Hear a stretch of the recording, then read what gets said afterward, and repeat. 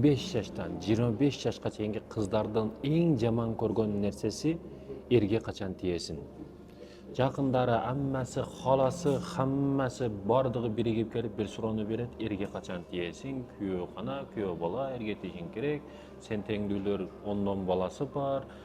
Чоң баласы мектепке барып калды, андай, мындай, амма хала, башкасы ар нерсени айта берет. Анан бул кыз башка не кылат? Сыгылат, ойлонот, депрессия болот, стресске кирет. Анан бир кафеге барат, кымбат баалуу кафеге. Бир эле кофе заказ берет. Акчасы дагы жок албайбыштын. Кофени коет жаныга. Анан кафеге кирип алды да, туалетте караса чоң бир айнеги бар, көзгүсү бар. Ошага кирип 285 жол сүрөткө түшөт. Аны да подружкасына чалып же бирөөсүгө чалып, сеники айфон жакшыраак тартат деп аны чакыртырып келип анан тартырат. Анан аны 285 сүрөттү бардыгынын эң жакшы экөөсүн тандап алат. Эң жакшысын экөөсүн тандап алат. Ошончо ката сүрөтү бар да, өзүнө жакпаган. Ошону тандап алып, и ошону сунуй интеллекттен монтаж кылдырат. И ага фильтр берет, дизайн берет, макияж берет. Өзү ушунча макияж бар, дагы сүрөт фотодон кирип алып, ошондон дагы макияж берет да. Кээ бир жамбаштарын чоңойтот, кээ бир жерлерин ниске кылат, белдерин киргизет, көкүрөктөрүн чоңойтот, ошентип монтаж кылып алып, супер леди 2030 деп туруп чыгарып коет. Анан шилекей агып, каны кайнап, күчү толуп турган букалар бар да жашоодочу. Ушундай эркектер бар, күчтүү баягы чындап кое турган болсо буканы дагы жыгыта турган, уйду дагы сындырып кое турган айылдык күчтүү балдар бар. Күрөш залынан чыгып интернетте ачса ошо кыз турат да. 500 жазат, 600 жазат. Анан аны тандап алып сортировка кылып каалаганага жооп жазат, каалаганага жооп жазбай. Ошентип тандашты баштайт да. Мен айтайын деген бул эмес, башка маселе. Сураган учурда силер башкача сурашыңар керек. Качан эрге тиесин эмес, эмне кемчилигиң бар, окууң кандай. Биз ушул жерден эле түшүнө алсак болот да, кыргыз маданияты, кыргыздын акыл деңгээли кандай экен депчи.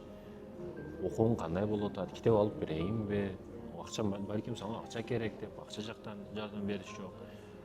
Азыр техника өнүгүп калды, айфон алып берейин, машина алып берейин, же шаарда кыйналып атасың, акча берейин деш жок. Эрге качан тиесиң? Бардык суроолорду уруп койгон да ал тууган уруктар. Бир эле суроо кыйнатыларды. Бир эле суроо эмне? Эрге качан тиесиң? Ушул жерден адамдын деңгээлин, түшүнүгүн билип койсок болот да. Баягы кыз уялгандан качып кетет башка кылат. Уялба. Уялба. Эки бетер кылып суроо бер. Балаңызга үйлөндүрөсүзбү? Же балаңызга үйлөнөйүнбү деп эки бетер суроонун жообун кайтарыш керек да. Мындайларга. Ордого коюп коюш керек, качпаш керек мындайлардан. Бойдок балдардан сурайт, качан үйлөнөсүң? Байкуштун үйү жок. Иштеп стройкада кыйналып жүрөт 24 саат. Ошондон качан үйлөнөсүң? Үй бүтүп алсын, анын планы бар, ал дагы тупой эмес, псих эмес ал дагы. Туурабы? Анын дагы ойлору бар, мечталары бар. Бул кичине бир акча кылып алайын, бир бизнес кылып алайын деген ойлору бар. Үй салып берейин, машина алып берейин, же үйлөндүрүп коеюн дебейт. Акчаны мен чыгарайын, сен үйлөнүп ал дебейт. Качан үйлөнөсүң, качан аш жейбиз? Ушу дагы сөз бейм. Ошондуктан айтарым, биз түшүнүктөрүбүздү оңдошубуз керек, мекендештерим. Түшүнүктөрүбүздү оңдошубуз керек. Түшүнүктөр оңолбоюнча биз оңолбойбуз ачыгы. Чындыгында кыйын маселе бул. Качан үйлөнөсүң?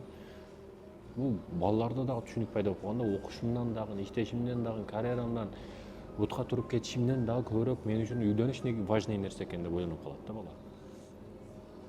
Сели ошо болуп калат. Анан кафеде той бермей, ысырап кылмай, бүт ушулар да. Жок, андай кылбаш керек, токтотуш керек. Мындай нерселерди токтотуш керек. Деңгээлибизди өнүктүрүшүбүз керек, өстүрүшүбүз керек мекендештерим.